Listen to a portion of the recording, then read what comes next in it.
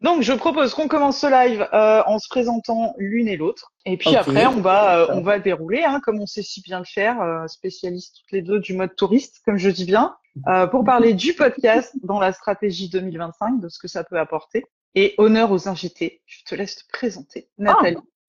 d'accord. Alors, bonjour tout le monde. Je ne sais pas si tout le monde me connaît. Je pense que je connais déjà une grosse partie des personnes, mais bon, donc voilà, pour les personnes qui vont venir nous rejoindre, qui ont essayé, enfin bon, peu importe. Donc en fait, je suis coach business et community manager. Donc je travaille donc avec des personnes qui veulent lancer leur business ou qui rament dans leur business, qui veulent une communication sur leurs réseaux sociaux ou qui cherchent aussi des stratégies, comment justement vendre. Je dis souvent, ce n'est pas le produit qui pose problème, c'est le marketing et la stratégie qui est derrière. C'est jamais le produit. Vous pouvez vendre entre guillemets ce que vous voulez si vous avez donc la bonne stratégie. Donc vous pouvez venir me rejoindre aussi sur Insta, c'est Nathalie Cravate Coaching, mais sinon je suis partout. Je suis sur TikTok, YouTube, LinkedIn, Facebook, voilà. Donc je suis partout. Et merci Elodie, du coup, pour qu'on puisse faire ce petit live, parce que oui, je me suis mise au podcast. Enfin, d'ailleurs, aujourd'hui, je suis censée tourner mon épisode, mais Oui, ça parce va qu'il être n'est un pas peu chaud sorti. patate. J'ai été vérifiée. Je l'ai pas eu ce matin. Non, non, non, non, non, c'est chaud patate. Et puis après le direct, j'ai encore quelqu'un. Et puis, comme tu le sais, je dois aller chercher ma voiture, chercher pour faire la raclette, ranger un peu ma maison qui est un vrai dépotoir. Comme vous l'avez vu, il y a des colis partout. Donc, du coup, je crois que ça va être un peu chaud. Ce sera mon avis demain. Mais bon, tout va bien. Moi, je suis en mode Ouais, cool. Me tracasse c'est pas. pas grave. Écoute, ça arrive. Moi, je pense qu'on peut pas être parfait tout le temps et il faut aussi accepter les aléas des choses. Tout à fait. Tout à Donc, fait. je te Donc, remercie d'être ici avec nous, de cette très belle présentation. Comment je vais pouvoir passer après ça? Moi, on sent hein, l'expertise de Nathalie sur les lives, parce que oui, elle est partout, donc elle a quand même le temps de dormir de temps en temps, ça lui arrive. ouais. Et dormir trop, comme ce matin, ça va bien. Voilà, donc ouais, Nathalie est effectivement partout, donc c'est pour ça que c'est super intéressant d'avoir son retour, en tout cas sur le podcast, donc qui est tout à fait naissant, donc pour l'instant au niveau stats, tu dois pas avoir énormément de chiffres parce que c'est une stratégie long terme. On va Oui, parler de ce sujet. voilà, Je vais me voilà. présenter pour les personnes parce que j'ai vu passer des personnes que je ne connais pas. Donc, moi, c'est Hello, je suis podcast manager. Donc, en quoi ça consiste? C'est accompagner des personnes à lancer leur podcast dans de bonnes conditions, puisque c'est comme en business, il faut poser des bases solides, parce qu'il faut savoir qu'à peu près 70% des podcasteurs qui se lancent ne continuent pas le projet après 10 épisodes, parce que ça demande quand même du travail, de l'investissement personnel et aussi d'y mettre un tant soit peu de stratégie. Hein. Effectivement, à moins que ce soit vraiment un podcast passion, et ça va aussi, ça correspond aussi. Mais en tout cas, nous, on est entrepreneurs, et même si on aime partager beaucoup de choses avec notre communauté, nos auditeurs, l'objectif c'est aussi d'avoir un petit peu, quand même des retours. Hein, on va pas se le cacher. Donc c'est ce sur quoi j'accompagne mes clients. Ce matin d'ailleurs, petite info, si vous l'avez pas vu dans ma story, la toute première personne que j'ai accompagnée sur le lancement de son podcast a lancé sa chaîne. Et ça, c'est trop cool. C'est trop cool. J'ai vraiment vécu le moment comme si c'était moi qui le lançais. Donc, du coup, j'étais aussi stressée. Voilà. Et en dehors de ça, je fais également du montage de podcasts pour soulager les personnes qui ont une chaîne qui fonctionne et qui veulent continuer à être réguliers, puisque le podcast, c'est comme les réseaux. Il faut publier régulièrement si on veut avoir des écoutes et créer ce moment intime avec nos auditeurs. Donc toi, tu as lancé un podcast. C'est pas le premier. Soyons honnêtes, c'est pas le premier puisqu'il y a déjà des épisodes type podcast. C'est peut-être un sujet qu'on pourra aborder dans le live. Type podcast qui existe sur ta chaîne YouTube. Et Oui, donc là, oui, tu oui, as lancé un podcast oui, oui. sur Spotify.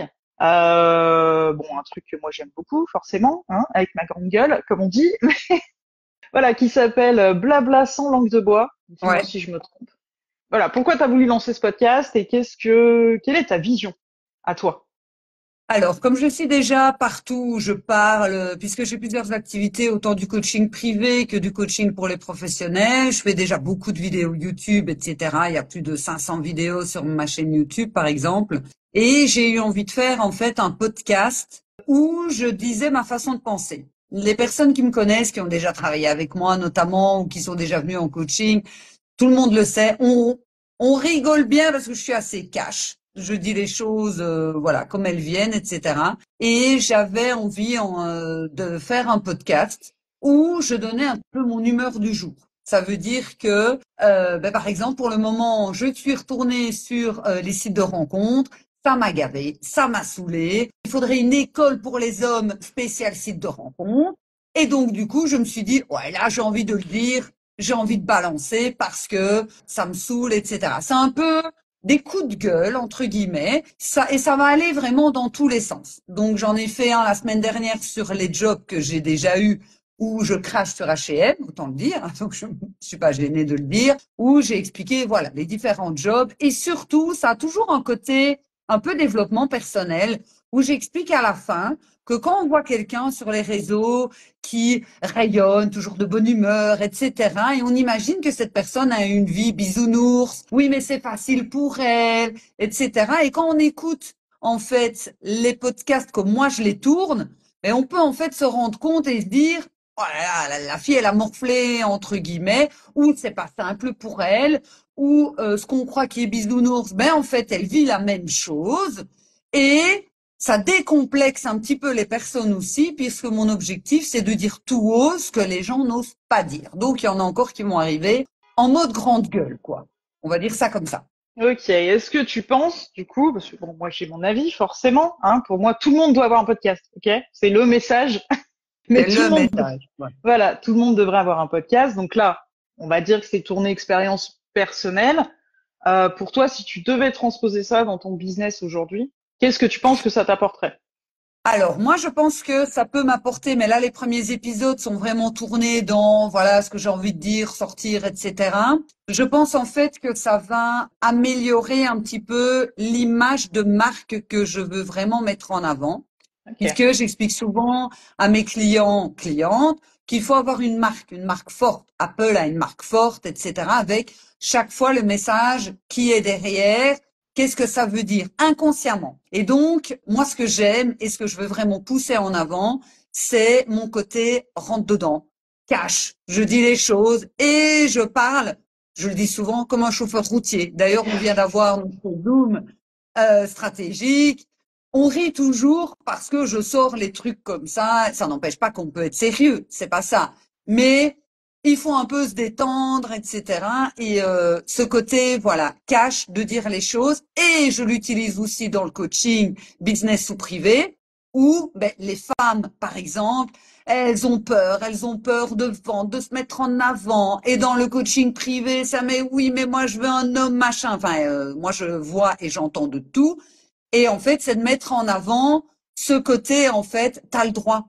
T'as le droit de dire stop, t'as le droit de dire merde, t'as le droit de dire que ça ne te convient pas. Enfin, on a le droit, en fait, de s'exprimer et d'être réellement qui on est. C'est vrai. Ça, c'est une des choses qui, à titre personnel, et je l'évoque régulièrement, je pense, et les gens qui sont là, il y a des gens, voilà, je reconnais un petit peu les noms des gens qui m'écoutent régulièrement. C'est pour moi un exutoire, pas le cacher, un exutoire. C'est aussi un moyen d'exprimer. Alors, si on parle purement stratégie, du contenu long, mieux que 30 secondes de vidéo sur Insta, et encore 30 secondes, je reste très généreuse, je pense. Donc du contenu long dans lequel on va pouvoir développer nos idées, qui pour moi en fait va connecter intimement, ouais, intimement avec l'auditeur, puisque là on est dans les oreilles des gens, on peut transmettre nos valeurs, tout ça. Donc c'est quelque chose que tu confirmes toi parce que tu viens Oui, d'expliquer, puisque voilà, c'est ça.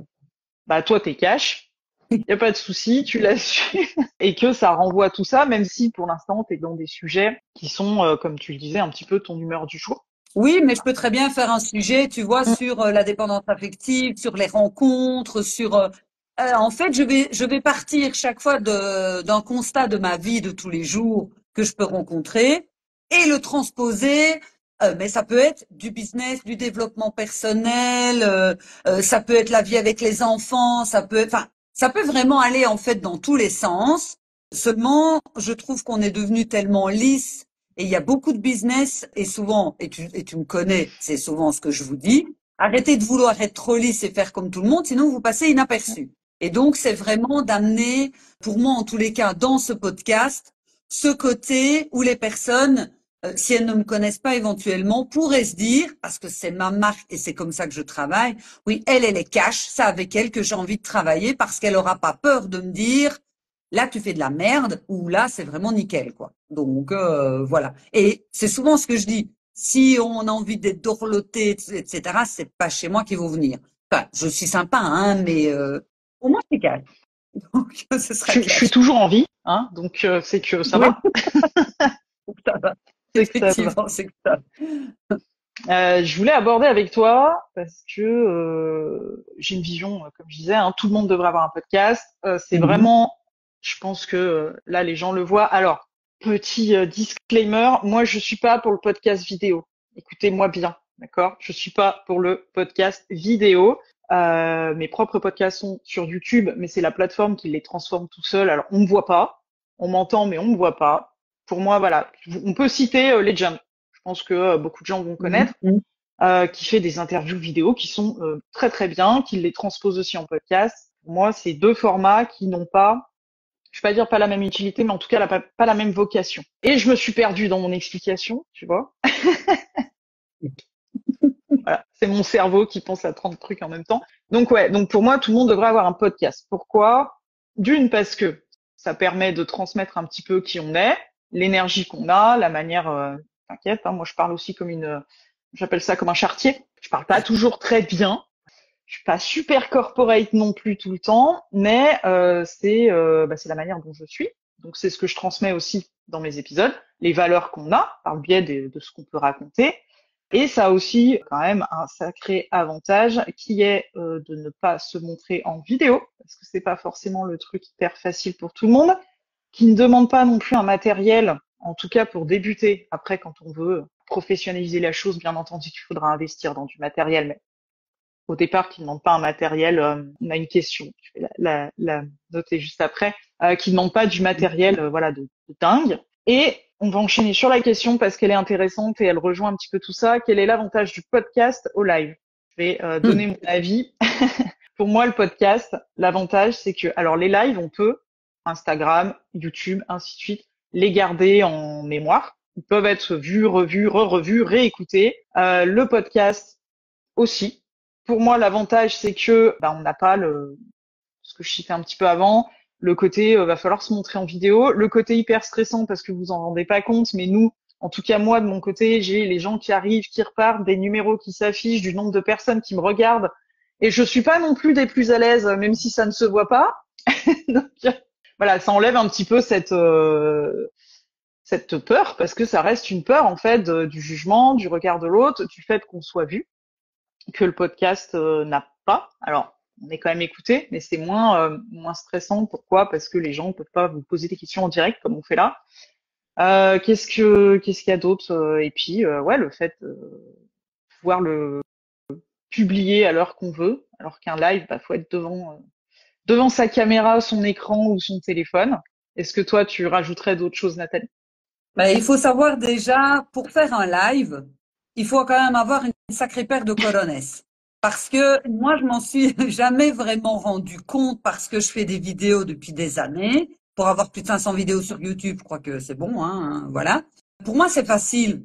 C'est facile parce que à la longue, et pour moi, c'est devenu très naturel. Je te l'ai dit, on a eu terminé le Zoom stratégique, j'ai sorti le chien, j'ai fait les vocaux à mon frère, je me suis installé, voilà, ici, là, je suis en mode cool, quoi. Mais ce n'est pas à la portée de tout le monde.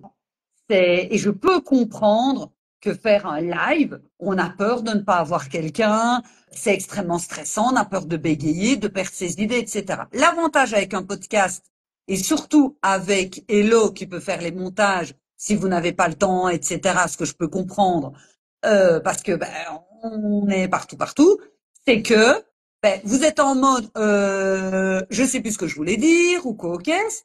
Et autre avantage aussi, c'est que par exemple pour le moment en hiver, pour avoir une bonne luminosité, en vidéo, vous pouvez déjà y aller. Hein.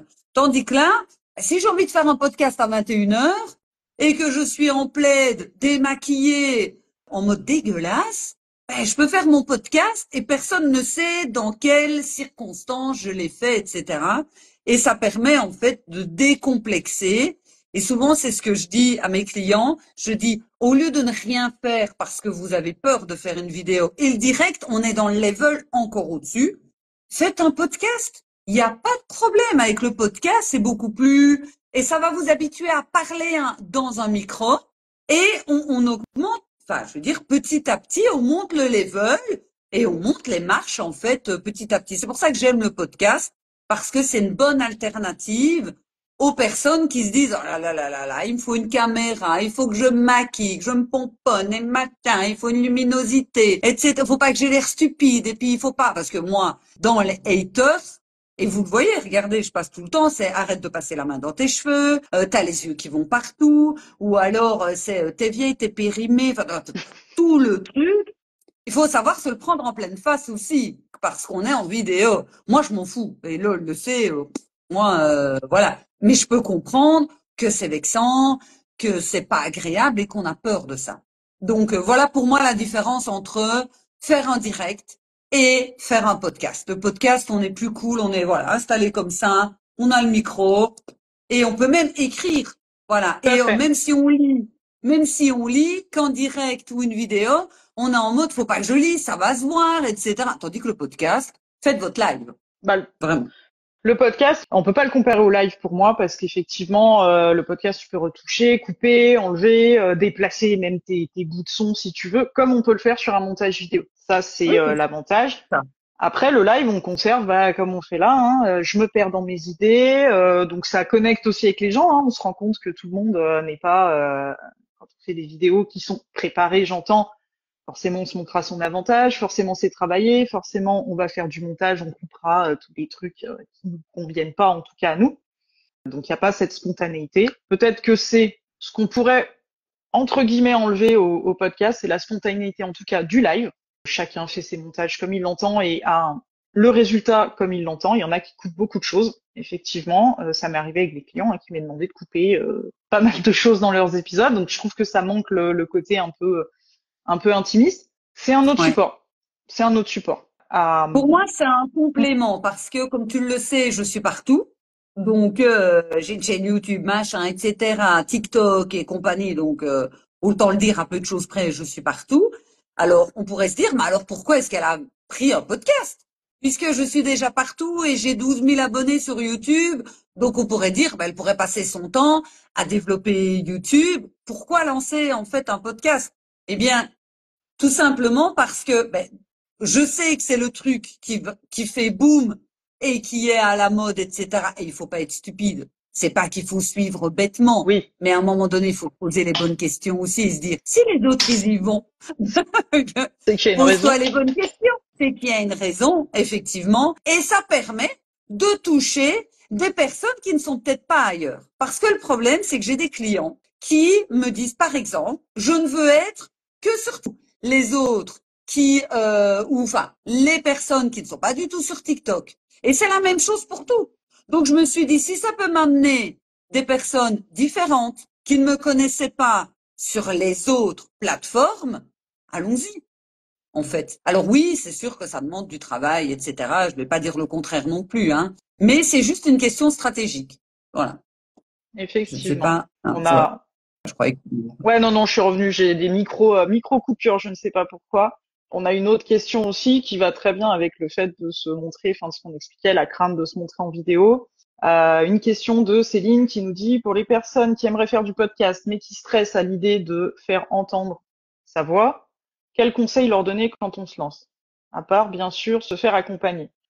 Quel conseil? Bah, je pense qu'avec Nathalie, on aura la même finalité, c'est fais-le. Voilà, En fait, effectivement, il y a ce côté se réentendre, c'est dur. J'avoue, les premières fois. oui. Alors, je vais être honnête avec vous, ça fait des années que je fais des vidéos, je ne m'écoute jamais. Je ne supporte pas de m'entendre, parce que je peux comprendre.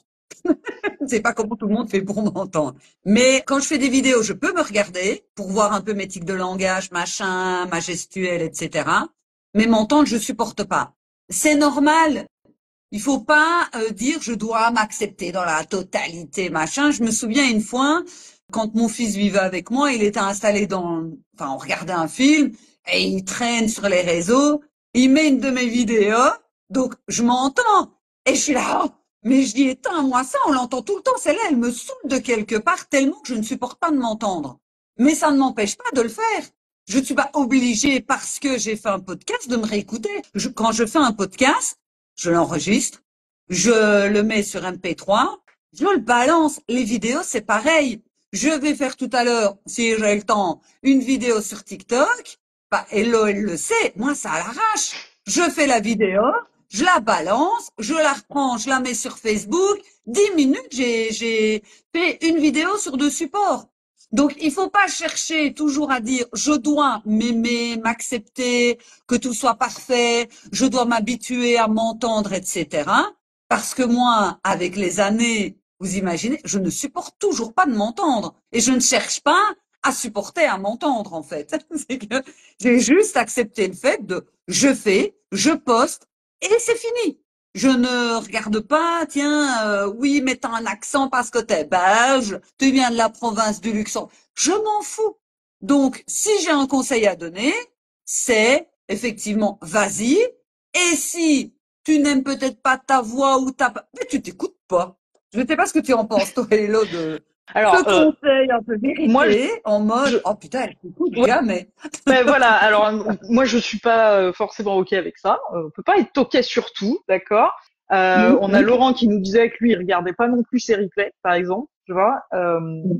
Laetitia qui disait qu'on peut s'enregistrer en vocal, alors ou dans un WhatsApp, ou peut-être que les gens sont habitués à faire des vocaux aujourd'hui aux gens, ou même avec le magnéto de notre téléphone et se réentendre. Et oui, c'est un conseil que je donne à mes clientes de se réécouter. Pourquoi?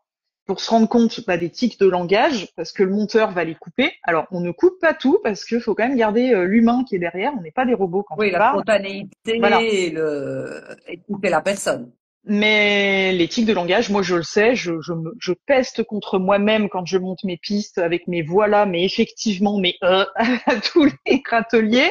Donc ouais, écouter un peu les types de langage et apprendre en fait à se réécouter donc pour articuler. Parce qu'il y a quelque chose dont on n'a pas conscience, c'est que là je fais absolument pas du tout attention à la manière dont j'articule mes mots, que quand on parle derrière le micro, c'est important.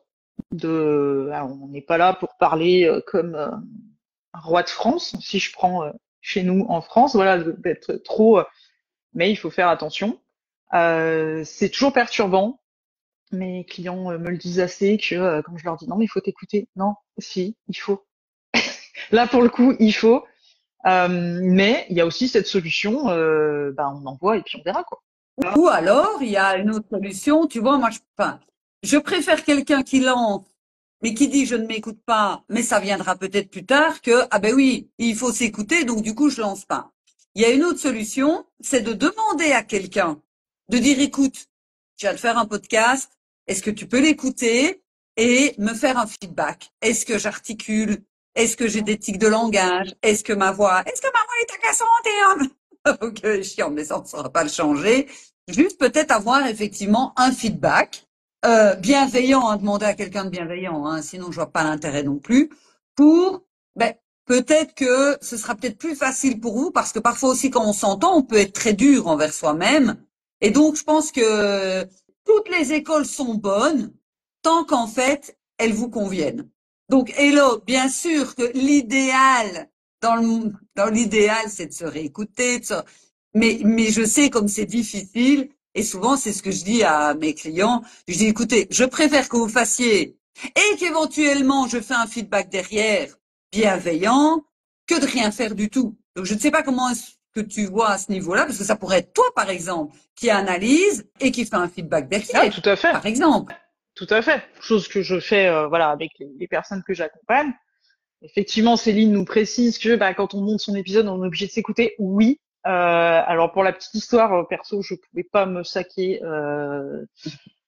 Je détestais les vocaux, par exemple. Le truc tout bête, je ne comprenais pas l'utilité en fait de cette fonction. Au final, j'adore ça maintenant parce que c'est quand même mieux. La dernière fois que j'ai voulu envoyer un message en marchant, je me suis tordu la cheville, donc je préfère faire des vocaux aujourd'hui. Mais c'est vrai que se réécouter, c'est voilà, c'est toujours déroutant parce que nous, on ne s'entend pas. Et ça, c'est la morphologie qui veut ça. On n'entend pas notre voix comme les autres l'aperçoivent. Donc de s'entendre les premières fois, c'est waouh, ah ouais, ah j'ai cette voix-là. Ah ouais, quand même. Perso, moi maintenant, j'adore m'entendre. Ça fait très égocentrique, hein, ouais, je sais. Mais j'adore m'entendre. Ça me permet. J'ai passé en fait le cap. Et je pense que c'est, comme on dit, en forgeant qu'on devient forgeron, Oui, donc à force de s'entendre. c'est ça. Effe- Effectivement, on peut demander à quelqu'un de bienveillant, oui. Choisissez bien la personne avec qui, voilà, qui vous le faites, parce qu'il y a des gens qui vont vouloir en rigoler, mais qui vont pas être super cool avec vous, et de vous faire le retour. Mais effectivement, quand vous allez monter vos épisodes, si vous ne passez pas directement par quelqu'un qui les monte pour vous, vous allez fatalement vous entendre, quoi. Ah oui, oui, fatalement, vous êtes obligé effectivement de vous entendre et pour pouvoir couper vos épisodes, etc. Mais que ce soit dans le podcast ou dans n'importe quoi, le feedback est nécessaire. Le feedback est nécessaire. Sinon, vous allez avancer en faisant votre business ou en faisant votre podcast, etc., sans vous poser la question, en vous disant ça me semble bon. Et en fait, il n'y a pas de feedback. Et on avance uniquement au moment où on a des feedbacks. Si on n'a jamais de feedback, ben en fait, on peut pas avancer. On reste dans sa zone de confort et on ne se pose pas en fait les bonnes questions. Donc pour moi, oser demander un feedback n'est pas quelque chose de négatif ou oui, c'est que j'estime ne pas être assez bien ou je n'aime pas les remarques, etc. Parce que c'est ce qui permet en règle générale de se ramasser les plus grandes claques, on va dire ça comme ça, et de pouvoir justement avancer vers chaque fois une étape suivante. Non, puis effectivement, les feedbacks sont importants parce que nous, on fait les choses, que ça soit de la vidéo du podcast, le sujet d'aujourd'hui du podcast, on fait les choses à la manière dont on aime les faire et dont on pense que ça plaira. Et si personne nous dit jamais rien, que ça soit, alors moi, j'aime pas le feedback, ce qu'on appelle négatif, je toujours détesté ça, ce mot dans Oui. le management, mais quelque chose de constructif, même si initialement c'est pour dire que quelque chose ne va pas, mais que ça reste constructif, bah, on n'évoluera pas, quoi. On va faire les choses pour nous, mais on les fera pas pour être écouté. Et c'est quand même l'objectif du podcast, c'est que les gens nous écoutent, de porter notre message, de partager aux autres. Si c'est pour que personne écoute parce qu'en fait on fait comme on a envie, qu'il y a notre sauce et parce qu'on est tête de mule, ça sert à rien, quoi. Après, l'objectif aussi, c'est pas forcément de se mettre la pression, c'est d'être dans une action qui est posée, mais pas forcément se mettre la pression en mode je veux avoir 10 000 vues sur un épisode et d'abandonner sous prétexte que je n'ai pas mes 10 000 vues. Et ça, c'est souvent la problématique, c'est que les personnes vont lancer, que ce soit sur YouTube ou un podcast sur Spotify ou sur n'importe quoi. Et les gens abandonnent très très vite parce qu'ils n'ont pas le nombre de vues que eux estimaient Mmh. avoir, vouloir entre guillemets, alors qu'ils étaient peut-être à la porte d'un épisode qui allait super bien fonctionner. Donc toi, tu conseillerais quoi sur les personnes qui se disent ouais mais ça va être lent, oui mais est-ce que ça vaut la peine, etc. C'est quoi, je vais dire, ton discours par rapport à ça? Mon discours par rapport à ça et pourquoi pour moi c'est le format à développer, hormis les aspects techniques qu'on a déjà évoqués, parce que ça a tellement d'avantages, je pourrais en parler des heures, mais tout simplement parce que déjà bon, tu te perfectionnes hein, au cours du temps. Ça reste une stratégie long terme et ça je ne le cache jamais. C'est pas en 3 épisodes, ni en 10, ni en 3 mois, ni après si les gens se lancent dans le podcast comme toi par exemple, qui ont une communauté de plus de 10 000 personnes. Forcément, l'effet boule de neige va être plus important que sur quelqu'un qui se lance tout juste et qui, sur les réseaux, a 200, 500 personnes. C'est sûr. Il y a toute la stratégie SEO aussi qui est intéressante. Donc ça fonctionne aussi sur YouTube, hein, mais dans les légendes, ce qui fait que les gens vont taper. Moi, je m'amuse des fois à faire ça, Elodie Bonnot dans Google, et ça me sort mes réseaux, ça me sort des articles de presse puisque j'ai écrit dans la presse et je suis référencée comme ça. Ça me sort aussi certains de mes épisodes de podcast aujourd'hui. Le SEO, on le sait, c'est pas quelque chose qui se fait en claquant des doigts. C'est pas une fois qu'on appuie sur publier que ça arrive. Et il faut pas, et ça, je pense que tu seras d'accord avec moi. Il faut pas compter que sur. En fait, il faut pas s'arrêter au like. Voilà, au like, les petites étoiles, les trucs. Il faut pas s'arrêter à ces stats-là. Elles sont importantes pour savoir quel épisode plaît, quel sujet va plaire, qu'on peut réaborder d'une manière différente. Mais ce qui est le plus important, c'est les retours qu'on peut nous faire, qui nous prouvent qu'on est sur la bonne voie, donc par le biais des commentaires sur les plateformes, ce genre de choses-là, et puis que c'est écouté. Même si c'est des haters, Oui, c'est voilà, pas c'est grave, ça. c'est une écoute aussi. Ça. Et il faut voir ça vraiment sur du long terme. Alors, je peux pas donner de délai, mais vraiment sur du long terme, de se dire, je fais ça comme à l'époque, on lançait un Skyblog, quoi. On lançait un truc parce que tout le monde lançait un Skyblog, et certains, bon, aujourd'hui, la plateforme a fermé, mais certains se sont lancés carrément dans le blogging à terme et en ont fait quelque chose de pérenne, et d'autres ont laissé tomber parce que c'était le truc du moment, quoi. Oui, voilà. Et puis, il y a aussi autre chose, c'est que même si vous faites votre podcast, il faut aussi le promouvoir. C'est pas juste, je fais mon épisode, il est mis dessus et j'attends. Et pour ça, je donne tout le temps ce fameux exemple d'un client il y a des années qui avait sorti son site web et qui me téléphone le jour même où le site web, ça y est, référencé, machin, et qui me dit, je suis déçu, personne m'a téléphoné. Trop Mais, drôle. mais franchement, j'ai vraiment été choquée parce que je me suis dit, c'est pas possible, on ne me pose pas ça comme question. Désolée, et en fait, je lui ai dit, le monde ne t'attend pas. Donc, quand vous faites un épisode, une vidéo YouTube ou peu importe, l'idée, en fait, c'est de promouvoir ça. De dire, voilà, je viens de sortir un nouvel épisode. La même chose que ce qu'Elodie fait. C'est, je viens de sortir un épisode, c'est ça le sujet, va m'écouter, etc. C'est pas juste, ben, je fais un épisode de podcast et j'attends avec mon café, ma clope, et ça va se faire toute seule, je vais devenir une star, quoi. Non, si c'était le cas, tout le monde serait, enfin, je serais riche. Donc, je vous le dis déjà. Donc, je ne sais pas ce que toi tu en penses par rapport à ça, mais c'est Ouais. important de le dire qu'il faut faire vivre l'épisode. En fait, voilà, faut pas Bah, hésiter à faire ça. il faut effectivement le faire vivre. C'est une source intarissable de postes, chose que je conseille également. De voir ça comme un entonnoir. Alors le fameux tunnel de vente, ça parlera à tout le monde. De voir ça comme un entonnoir, c'est votre podcast avec ses épisodes. Il y a un sujet par épisode que vous pouvez ensuite redécouper en petits trucs. Donc ça peut être une mini vidéo, ça peut être un post, ça peut être un carrousel. Moi, je sais que je fais comme ça. Et puis, dès que vous reparlez d'un sujet le mois d'après ça parle du même sujet initialement que votre épisode, bah, vous allez caler votre épisode dedans en disant, bah, j'en ai déjà parlé sous un autre angle, mais j'en ai parlé à tel endroit. Donc, effectivement, c'est là où je dis qu'il faut quand même avoir de la stratégie, c'est que il faut penser, faut vivre, boire, manger, respirer podcast. Un peu ça. Si vous faites YouTube, c'est même combat, hein, j'ai envie de dire. Mais il faut intégrer ça dans votre stratégie. Aujourd'hui, il y a énormément d'entrepreneurs qui le font. On peut citer, moi je peux vous citer Caroline Mignot. Vous avez Aline Bartoli de The Bee Boost aussi, qui voilà, elle a un podcast qui tourne très très bien. Il y en a beaucoup qui se lancent. Chez nos voisins francophones canadiens, on a Geneviève Gauvin, que je vous invite à écouter. Et elle l'explique elle-même. Hein, elle a son tout premier qu'elle a lancé. Elle s'est bah, ça n'a pas fonctionné du feu de Dieu. Et au fur et à mesure qu'elle lance des chaînes différentes avec des sujets différents, et ben ça fonctionne mieux parce qu'aujourd'hui elle a une plus grosse communauté, parce qu'elle a aussi l'expérience qui fait qu'elle l'intègre dans sa stratégie, elle a tout ça quoi. Donc ouais, Oui, faut en parler tout le voilà, temps. c'est ça. C'est en fait, ça fait partie en fait de la stratégie globale. Mais en fait, tout est interrelié. C'est-à-dire que quand je vais sortir un épisode, je vais faire une vidéo par exemple sur TikTok, je vais parler de l'épisode, je vais dire voilà, cliquez là pour aller l'écouter, etc. Je peux faire un emailing. Enfin, il y a plein de choses à faire. Mais c'est la même chose avec votre business, c'est la même chose avec tout. Seulement les personnes, souvent, j'ai pas dit que c'était votre cas, mais souvent, les personnes pensent basique, c'est-à-dire comme à l'ancien temps, je fais une pub dans le journal, j'attends. Ah, maintenant, c'est complètement différent.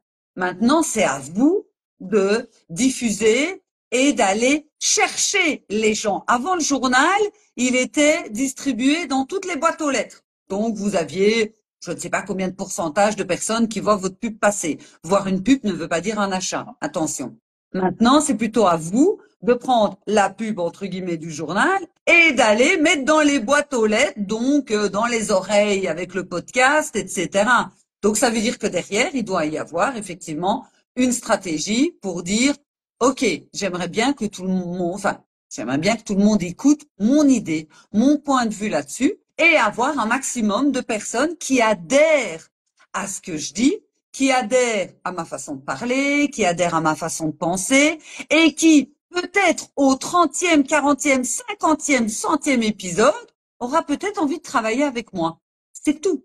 Je ne sais pas si toi, tu penses la même chose. Comment est-ce que toi, tu vois les choses par rapport à ça? Alors moi, je vois les choses. Là, on peut sortir quelques chiffres. Hein. On va parler un peu stats. J'ai pas les tout derniers chiffres, en tout cas sur ce sujet-là du Paris Podcast Festival, donc qui a lieu tous les mois d'octobre à Paris. En tout cas, l'année dernière, ils avaient sorti un chiffre intéressant, c'est que il y a un chiffre qui a pas changé, c'est qu'un Français sur deux. Alors moi, je vais tourner ça à un francophone sur deux parce que je pense que tout ce qui est pays européen, en tout cas, est francophone, écoute du Oui. podcast. Mais un Français sur deux écoute du podcast, donc c'est quand même, je pourrais pas redire combien on est en France au dernier recensement, mais ça fait quand même beaucoup de personnes. Et que l'année dernière, ils expliquaient que 70% des auditeurs ayant écouté une pub lue par l'hôte du podcast, par le podcasteur, donc ça peut être une pub pour votre produit, ça peut être une pub pour votre accompagnement. Alors quand on dit pub, c'est très marketing, mais ça peut être dire j'accompagne des gens. Voilà. 70% des auditeurs étaient prêts à acheter suite à parce qu'il y a une question de confiance, de marque, d'entreprise. C'est différent. C'est pour ça que je dis que c'est intimiste. Et ils avaient donné également la stat que 40%, c'est le taux de conversion de Google Ads, qui est payant. Alors que là, dans votre podcast, vous avez quand même 70%, ça reste une stat, mais 70% des auditeurs prêts à acheter.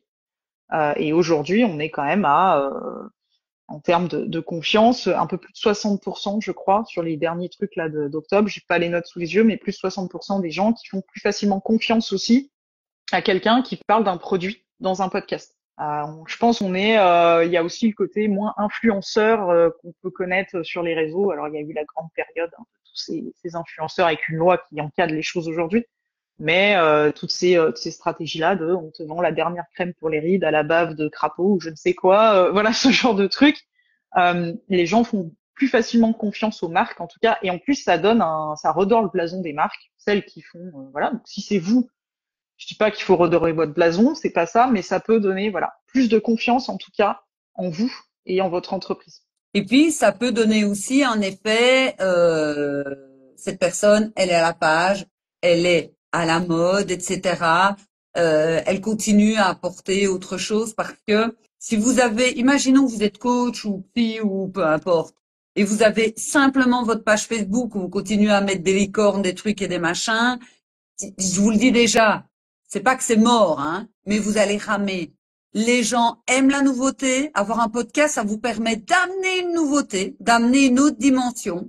Et c'est pour ça que moi, j'ai amené mon podcast vraiment en mode, vous me connaissez, vous avez déjà entendu mes vidéos sur YouTube, je suis déjà cash sur YouTube, mais là, je monte encore d'un cran pour les personnes qui apprécient mon style, etc.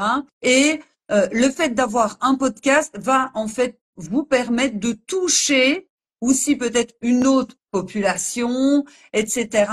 Et d'amener en fait ce petit plus et de dire, OK, je m'ouvre à autre chose que la page Facebook. J'exagère peut-être en disant ça. Mais en fait, voilà, de vous mettre tout doucement à autre chose. Et puis peut-être qu'après ça, vous allez ouvrir une chaîne YouTube ou, ou, ou autre chose. Mais au moins de dire, OK, là, je suis pas bête. Je vois que les autres, et effectivement, ça a un succès phénoménal, le podcast. Pourtant, ma mère me disait toujours, si tout le monde saute d'un pont à Walpé pour être poli, tu vas faire pareil. Mais là, force est de constater qu'il faut pas être débile non plus. On ne réinvente pas la roue. Et à partir du moment où des gros influenceurs, etc., le font, quand je dis influenceurs, je parle pas de ceux Oui, oui, qui sont oui. stupides, hein, Oui, qui qui vendent l'eau montrent du bain. Hein. leur miche sur les réseaux. Oui, oui, on est bien d'accord. Voilà, c'est ça. Eh bien, c'est qu'il faut se poser en fait les bonnes questions. On ne réinvente pas la roue non plus. Voilà. Donc, je ne sais pas ce que tu veux dire Je avec ça. regardais dans les commentaires, donc on parle d'inbound et j'ai perdu le mot. Moi, j'ai réalisé qu'ici, je fais du mal. Inbound et outbound.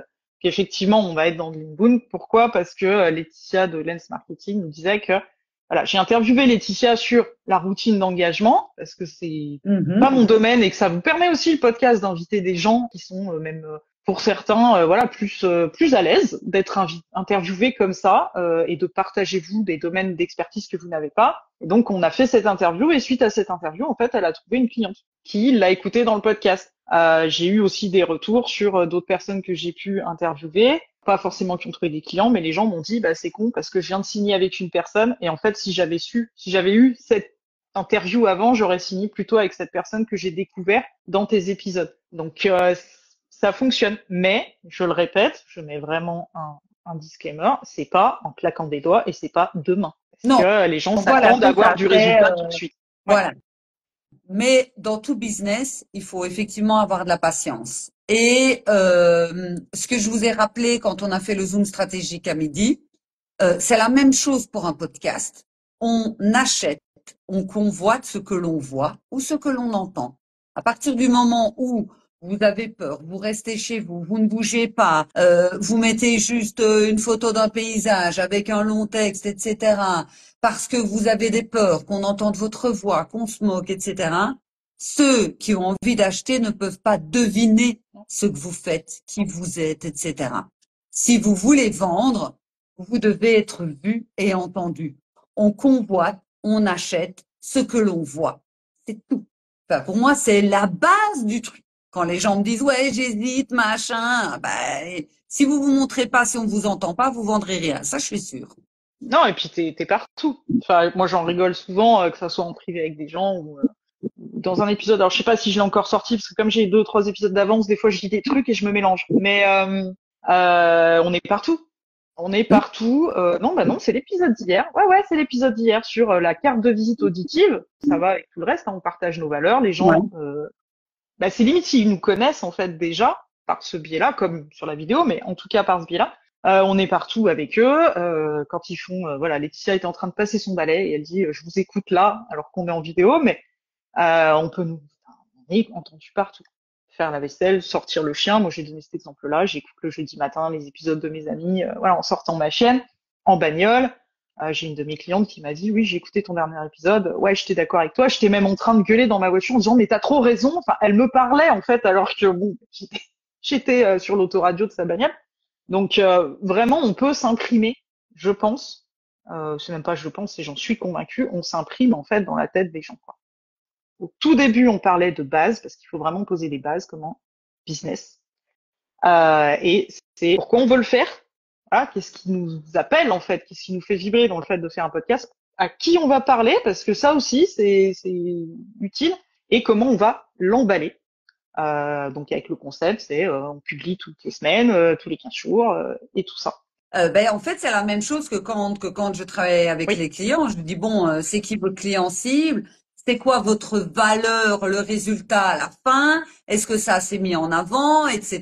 Donc, je suppose que pour un podcast, c'est la même chose. Donc, de se poser, en fait, qui est un peu comme une série de questions hein, à se poser pour être sûr d'être dans les bons clous et pas mettre de l'énergie pour, je vais pas dire pour rien, c'est jamais pour rien, mais être déçu à c'est l'arrivée. ça.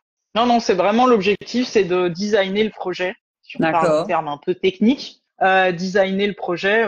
Je fais attention à l'heure parce qu'il va nous couper la chic, notre cher ami Insta. Euh, Oui, oui, oui. Oui. Donc c'est pour ça donc que ouais, je dis ouais, on va clôturer.